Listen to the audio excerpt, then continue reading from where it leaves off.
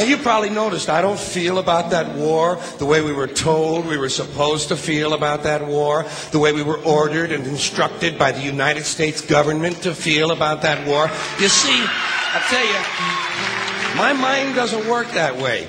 I got this real moron thing I do. It's called thinking. And I'm not a very good American because I like to form my own opinions.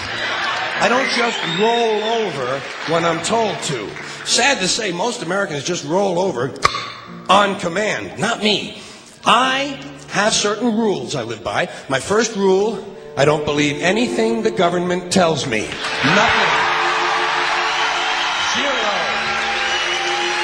Nope.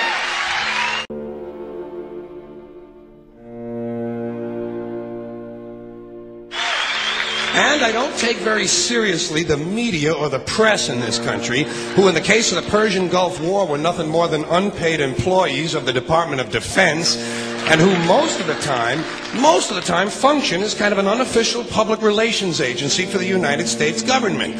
So I don't listen to them, I don't really believe in my country, and I gotta tell you folks, I don't get all choked up about yellow ribbons and American flags.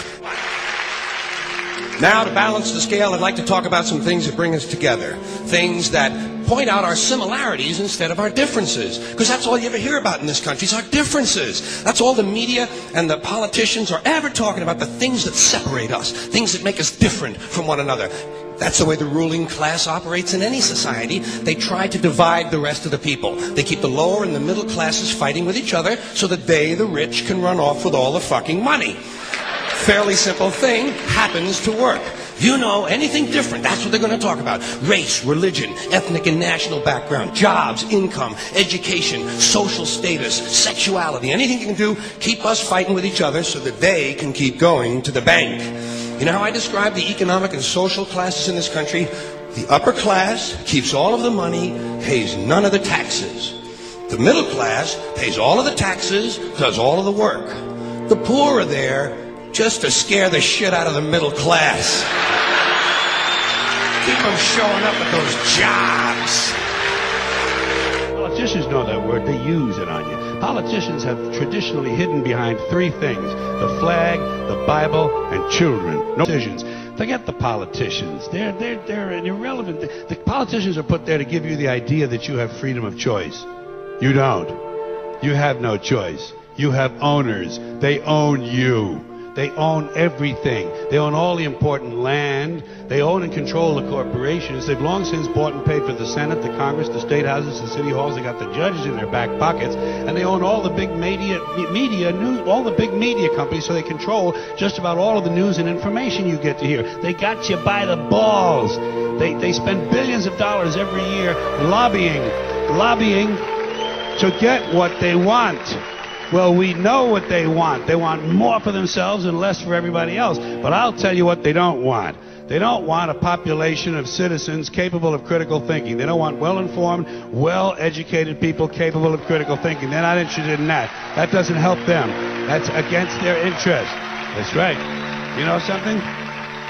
They don't want people who are smart enough to sit around the kitchen table and figure out how badly they're getting fucked by a system that threw them overboard 30 fucking years ago. They don't want that.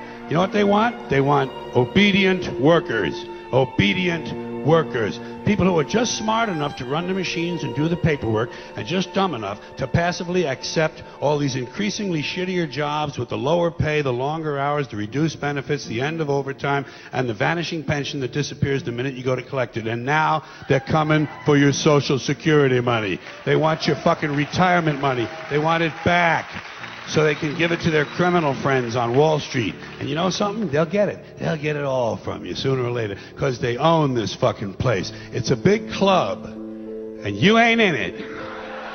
You and I are not in the big club.